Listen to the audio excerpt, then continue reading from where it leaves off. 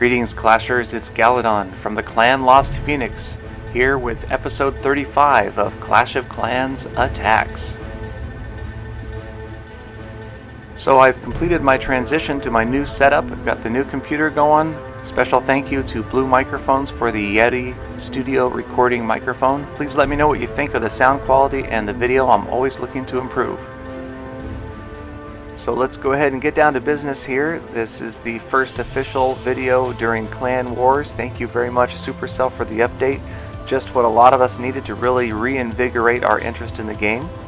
So let's go ahead and navigate on over to the Clan War page here. And here we are. It is Battle Day, Lost Phoenix versus the State of Qatar. And as you can see right now, we are behind 40 stars to 43. Even though we've completed more attacks than State of Qatar has, because, well, we've had a few fails. But it is a learning process, and I think we'll only get better. But as you see here, we can navigate through the screens. Just notice there's my base. Nobody's attacked me yet. I have completed 2 attacks against Queen Mona and 2500, and we'll review those shortly. Also, as you scroll down, you can see the bases that have been attacked and how many stars they've been taken for. Very cool little graphic there showing how damaged the base is. And here is a quick look at the battle log. We will have absolutely no shortage of battles to look over, pick apart, or compliment. So just a fair warning to Lost Phoenix members, your battle might be replayed on YouTube at any time. Just one of the benefits or dangers of being a Lost Phoenix member.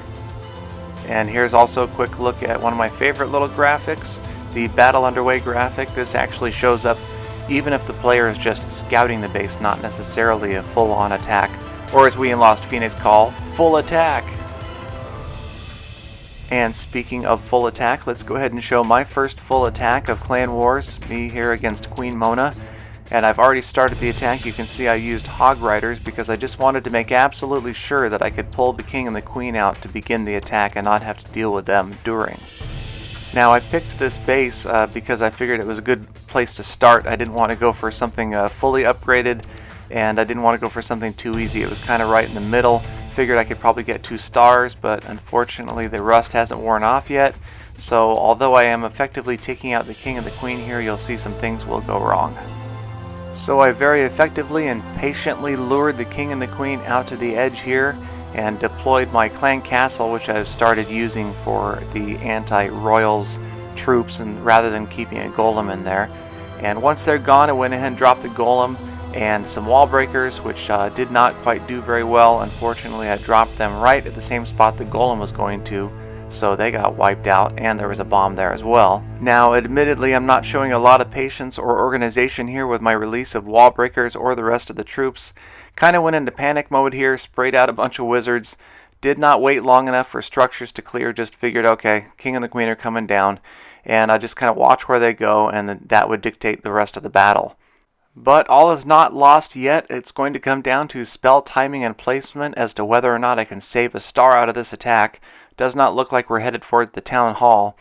Went ahead and dropped the first rage spell there, tried to predict where the King and the Queen would be together. Of course, now the King decides to go out on his own, and he's going to go around the outside of the base and destroy those structures out there.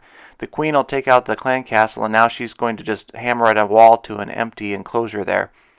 Now I'm going to try to wait until they get close together again and drop the second rage spell here, hopefully going to get both of them to enrage from it. It does work for a few seconds anyway, and now I'm at 42%. Both of the special abilities are left for the King and the Queen. There goes the King's Rage, and 50% is going to be imminent here.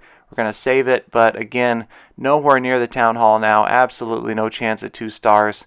Go ahead and speed it up here and finish off the attack. Well, we skirted disaster here, managed to squeeze 1 star out of this attack. I'll take it, as I always say. And now we'll move on to the second attack against 2500 State of Qatar. You get 2 attacks each Clan War, and once again I used Hog Riders. Really like using those now. They get in a lot deeper to lure the King and the Queen. Now I've dropped a couple of archers out here, cleared a bomb out in the corner, but unfortunately the clan castle has come out with a dragon, and this is going to pose a problem that I was not prepared for. Now both that dragon and those wizards do area of effect damage, and they are going to wipe out my barbarians pretty quickly, and they're all going to close in on those witches, taking out their skeletons, and before I know it, all of my anti-royals troops are down, and I've only managed to take out the king. That dragon and the queen are still there, so you know what that means, Galadon. Activate panic mode. Okay, not full panic mode, but it is coming. My next thought was I'm just going to drop a golem out here that'll distract the queen and that dragon, and we can get some auxiliary troops out there to do some more damage. But instead I started dropping golems left and right, got all my golems out. I dropped the wall breakers up there too soon. They passed the golem, get wiped out. Not looking good now. The queen and the dragon have turned inward, so here comes full panic mode. King and the queen down, wizards, wall breakers. Luckily, a well-placed rage spell here, trying to predict that we're moving in, so it's going to last quite a long time, and it does. The king is headed right for the center now. The wall breakers did open a spot to the town hall, so now I'm really focusing on the king and pretty much ignoring the queen. I realize that if I can keep the king alive, he's going to get to that town hall. Not a great spot for a freeze spell there. I did miss that X-bow, but the second freeze is going to freeze that stuff behind the town hall. We've got some of the troops headed towards the center. We've got rage going on, and there goes the town hall. First star, 35%. Now we're looking like, well, the second star could be difficult again. And with the king almost gone, now I realize I've got to focus on the queen. So we kind of put that rage spell around the corner from her where she'll use it for as long as possible. We haven't used her special ability yet. Finally, when we do pop it, we realize that we're at 49%. We should be fine. It is pretty close here, but we do manage to squeak that second star out and win 2 stars for Lost Phoenix. Alright, let's go ahead and move on to a full beast mode attack here. This is a replay by Metador, a co-leader from Lost Phoenix. He has attacked King, whatever the rest of his name is there. This was the #1 base on the opposing clan in the clan war, and Metador went right at it because Metador fears no one. Now he went ahead and pulled the king and the queen out to the top here. If you look down at the base, you'll notice that on the left and the right at the extreme edges are mortars, and that is going to pose a problem for royals clearing. So he's gone ahead and pulled them up here to a safe distance away from the rest of the base, very patiently taking care of them completely before he moves on to the rest of his attack. And now that he's got them pretty much out of the way, he's gone ahead and dropped some troops down here at the bottom, a golem and some wall breakers. He's into that bottom enclosure. He's clearing out the top as well, and you can see it's pretty much an LRC attack. Just the right side there only has that one archer tower in it. So once it's clear and that pod to the left is clear, it's going to be a direct path to the town hall with enough wall breakers that come right down the middle here. And here they come. He's got that last golem that's gone into the center there where those 2 archer towers are. Now he's used a lightning spell on most of the clan castle troops. The rest of them are going to come on onto the outside here, and they are going to be a non-issue as he drops his king and his queen. And you'll notice as they pause to take out the clan castle troops, he's got all of the walls open all the way. It's just a beeline to the town hall enclosure, a rage spell, a freeze spell, and it's just going to be a foregone conclusion here that 2 stars is imminent. So with the town hall down now, it's just a matter of strategically laying out another rage spell in a moment here to get the king and the queen within it. He's got enough units here, should not be a problem. It actually ends up being a really close call for getting that second star for 50%. You'll notice that all of his troops are down here just except for the queen, and with all those defensive structures around her, she's going to go down in health pretty quickly. But we do manage to eke out the second star. Congratulations, Metador. Definitely a great contribution towards the war. Alright, so let's take a look at the war events here, and we're going to replay a battle here that I thought was kind of interesting. A lot of the clan kind of got a kick out of this one. I would call this face roll. That's when you take the keyboard and you roll your face over it and you see what happens.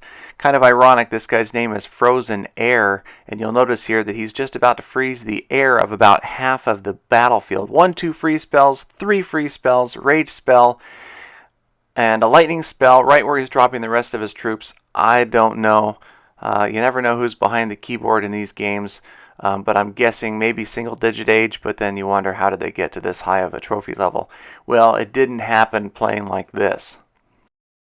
Really nothing left to see here at this point. Really no more spells, no more control of the game. He's activated all of the special abilities of the king and the queen, so it's just a matter of time before he's defeated here. Pretty much did everything wrong. Sorry, but helped out Lost Phoenix in the war, 0 stars. So, speaking of helping out Lost Phoenix in the war, let's look at a replay here. An attack by Ricky53 against another popular base.